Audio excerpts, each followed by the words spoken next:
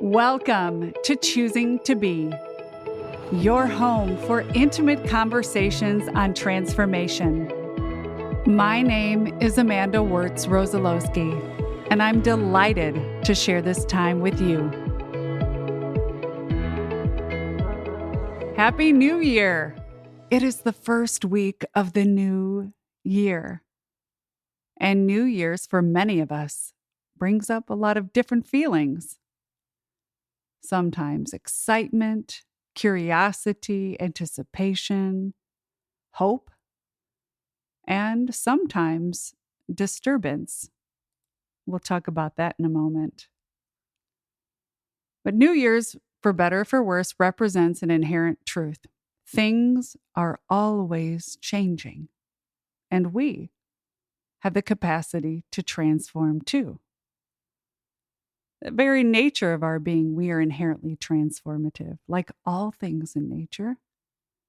If you look at the most finite thing, it is always changing, it is always evolving. And because of our consciousness, we have the absolute, incredible capacity to direct that change. As human beings, we are, whether or not we acknowledge it or not, we are at the edge of expansion. We are like galaxies expanding and shifting, moving, recreating, creating. We can reimagine our lives. We can reimagine ourselves. We forget. But New Year's Eve, New Year's Day, the ball drops and we are reminded that we can transform. And so we came up with this concept of New Year's resolutions.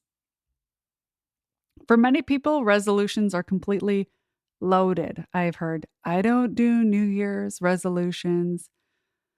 And I think there's some validity to the lack of favor surrounding New Year's resolutions. And I think they have something to teach us. Now, if it's December or January, and you have a burning desire to reimagine your life, to reimagine yourself in some way, and you want to call that a New Year's resolution, that's awesome. The problem with superimposing, applying some pressure, it's New Year's, got to create some goals, need to make some changes, I need to get in there and do some work, let's root around. See what we can come up with because we should. You can should yourself to death. That's not an authentic dream. Dreams come to us. They come through us in their own timing. That's like trying to tell a pregnant woman somewhere in the middle of her gestation, time to birth the baby. Dreams have their own timing. And I think it's important to respect that. If we try to push, if the dream is not authentic, and we'll talk about that in a second, we're not passionate about it. We're not passionate about that transformation inside ourselves, outside of ourselves. And if there's no passion, there's no real energy. And if there's no real energy, there's likely to be no real effort. Sometimes we force, quote, dreams. We force transformative efforts. We don't take the time to investigate or hash out the steps. What would be required to move through this transformation, to fulfill this dream? A lot of times, these dreams are not authentically ours. They're our parents. They're our peers. There's what social media tells us. Go big. Because we think we have to. We want to answer this exquisite question that we're enough in the world. And so if I could just line up some more dreams to help me get there, but they are not authentically ours. And by the way, no dream or series of dreams can ever adequately answer that question. Am I enough? Oh, you can chase. I have chased. And that's an inside job topic for another podcast. We've often lost touch with our authentic desires. We're flooded with images and messages of what big dreams look like. And so, when New Year's comes, we, in haste, cultivate some ideas that are largely not our own, fail to put legs to those dreams, and then we fail. And appropriately, we feel defeated, but we internalize that failure. We identify with that failure, and our self-confidence goes down. Even worse, we sit in shame. I've done this exact thing. So what can we do?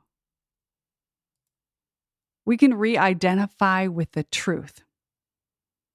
I have learned that we only heal, we only transform with the truth, and that is that you are transformation. Your very nature is transformation, and you can claim that power and step on to the bridge of choice. You can choose to be transformation right now. That's the first thing. The second thing is that we can stop the inner dialogue that is so rampant and so destructive. Things like, I am who I used to be. I will be who I used to be. Haven't been able to do that, won't be able to do that in the future. That's just not me. The trajectory of my life is dictated by my family, my peers, society, the conditions of my life, my DNA. Do not give your power away. Do not give your power to choose, to transform. Hold it and remind yourself frequently, especially when you're feeling stuck, which is just you believing a lie that somehow you are not transformation. You hold it, you remind yourself that any day, not just New Year's, any day at any moment is an opportunity to transform, to dream new dreams, to reimagine yourself and actualize those steps. It is yours. You can take it or leave it. A lot of people leave it. And that's their choice, but it's not yours. Claim that. Literally say that out loud. I am transformation. Claim it. Repeat it. Put it on speed dial and start creating the conditions in your life to support your transformation. One of which is stopping the negative self-talk. How do you expect to fulfill a dream, a small dream, a very large dream, if you are abusing yourself? I find it so fascinating. There's so much dialogue, and I love that around inviting healthy conversations, healthy relationships. I myself have moved through a horribly disturbing domestic violence, emotionally disturbing situation. And many of us have found our way out. We've even become advocates for other people facing that type of darkness. Yet, we abuse ourselves. The limiting, the critical, the condescending language that exists between our own two ears. We can't ignore that, nor should we. We can stop the self-abuse. We can open up our energetic system so that we can dream, so that we can create movement, and we can encourage ourselves along the way. We can start a practice of opening up to your dreams. Many of us, we didn't learn the value. Kids know how to do this inherently. You watch a child, they want to try things, they wonder about things, they want to get close, they want to have the experience. We get so busy doing, we forget to dream. But in our dreams, that's our aliveness. We can't give that up. We can reclaim that. We can develop a practice Many of us, we grew up in families where we were the responsible ones, codependent relationships. We had to care for others. We focused on others. And our voice got quiet. We can reignite our natural dream state. The most important relationship in my life, in your life, it's with yourself. That dialogue of listening, of responding, of saying, I see you, I hear you. What do you want? Many of us didn't have great role models to show us how to do this, to demonstrate in real time what this actually looks like. And we can forgive them for not being who we wanted them to be, which is somebody who had given us this tool a lot earlier. We could forgive ourselves for not making a practice of this sooner. We could start today. We can free ourselves energetically, let that go. We can make some space. We can invite our dreams to come forth in their own timing, without judgment. That's the abuse part. Without judgment. Oh, it's a little dream, or this is a stupid dream, or this is never going to go anywhere. All of that destructiveness, we can say no. We can interrupt those patterns. If the dream is authentic, if your dream is genuinely something that brings an aliveness to you, it's important. Maybe you want to do something, let something go.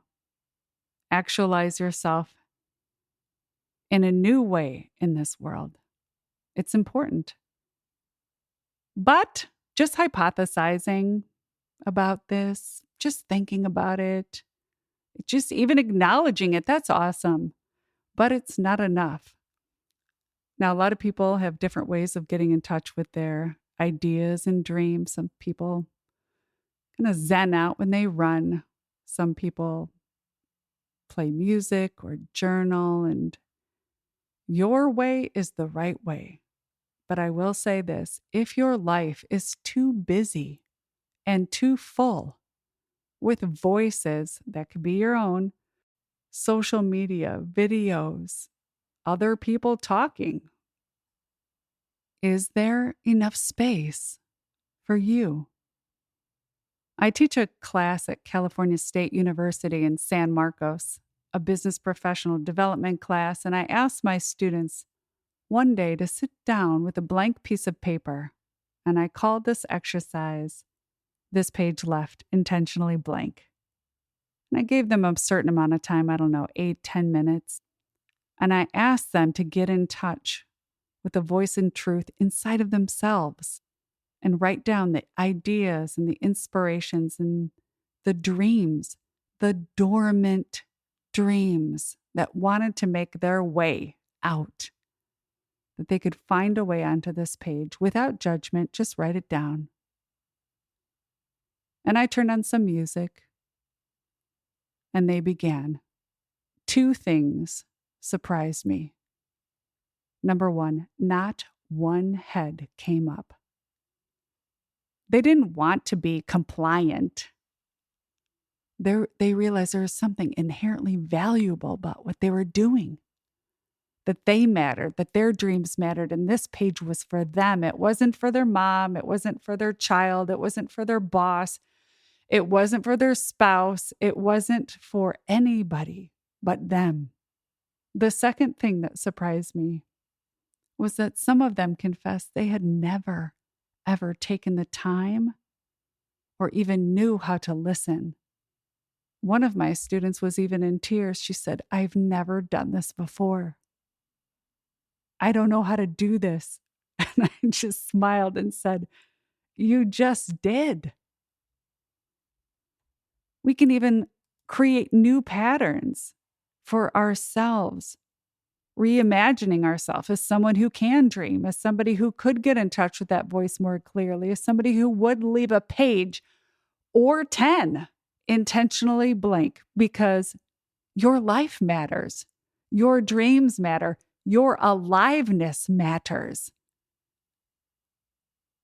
I can tell you that on a podcast, but you need to hear it from yourself.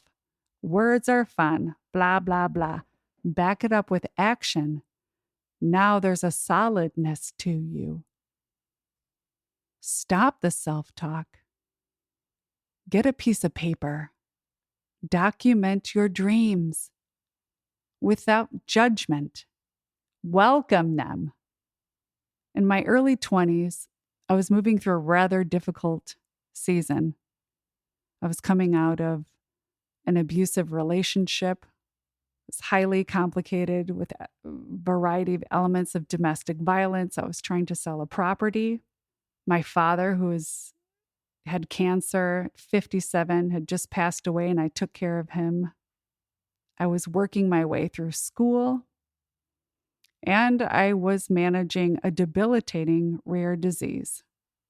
Suffice to say, it was not an easy time. And at that time, I worked as a researcher at the VA hospital in San Diego, and I was in the laboratory doing bioimmunohistochemistry. I can't even say that. And I was assigned an assistant, a volunteer. She was a UCSD student. Her name was Stephanie.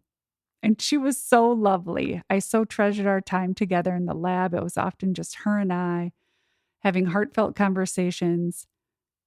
And during our time together, she gifted me a small book.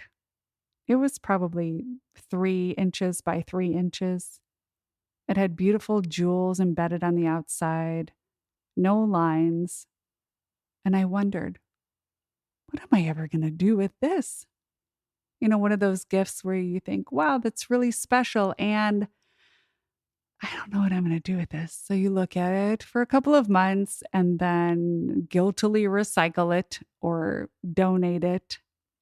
But in this instance, I decided I was going to write down a couple of dreams.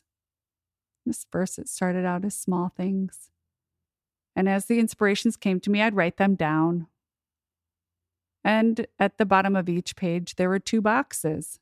One box said, did it. The other box said, stop caring.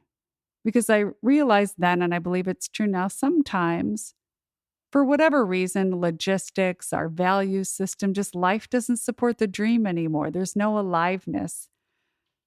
And it's okay to let those go. So I created this little book, and I discovered just how fun it was to document, to make real, to foster a sense of aliveness within myself.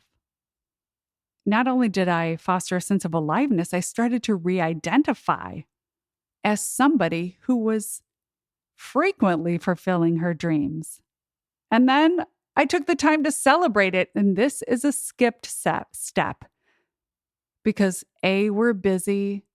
B, maybe we're concerned that our victories would somehow bring out the worst in others. Sometimes they do. Don't take your dreams and your victories to people who are envious or can't celebrate. Don't hate them for their limitation. Find the people that will be excited with you and for you. We skip this step. We move on to the next activity. Gotta get our next thing done. Celebrating our successes helps to regulate our nervous system, releases happy hormones. And again, we create a new identity as someone who can and does create movement, for someone who does acknowledge and pursue their authentic dreams. Number 1, it's fun. And how do you expect to fulfill big dreams if you're not willing to pay attention to the small ones? I mean, honestly, maybe you have a dream you want to reorganize a particular drawer. That counts. That counts. But if you're not willing to get on the tricycle, how are you going to ride that Mega Master speed bike? Not going to feel as confident. And who's to say this value assignment, small dream, big dream, any dream that is authentically yours is immensely valuable. I encourage everyone, start a practice of tuning into your authentic dreams. Again, maybe you want to create something. Maybe you want to let something go. Maybe you want to try something. Maybe you want to be with somebody. Maybe you want to learn something. Create a practice of listening. This page left intentionally blank. Record them. Fulfill them. Celebrate them. Do this with your trusted friends. Do this with your spouse, and by all means possible, do this with your children. Let them see you do it. I'm a mother. It's easy to get wrapped up into doing so much for your children. I could itemize a long list of obligations that I, quote, have. My biggest duty is to be an example to this little person. And I don't do her any justice denying my own dreams, especially for her sake. Now, whether you do this by yourself or you do this in a community, it's going to not only improves your mood and your confidence, you create movement in areas of your life that are meaningful to you. And that's exciting because at the end of the day in your life, you will have created, as a transformative agent in this world, things that at the very core of your being represent who you fundamentally are.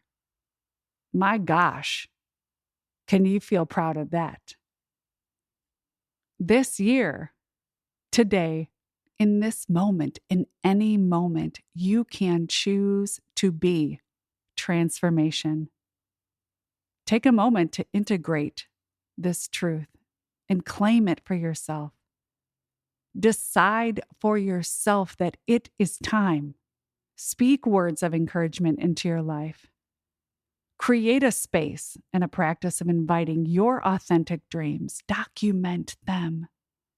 Make a monument and celebrate, appreciate the investment that you're making in yourself. You've made an investment here with me, and it has been my pleasure to support you. If you found this content helpful, please share it. We're growing together. Please join me next week for more compelling conversations on transformation. This is Amanda Wirtz Rosolowski, celebrating your highest choice, who you are choosing to be.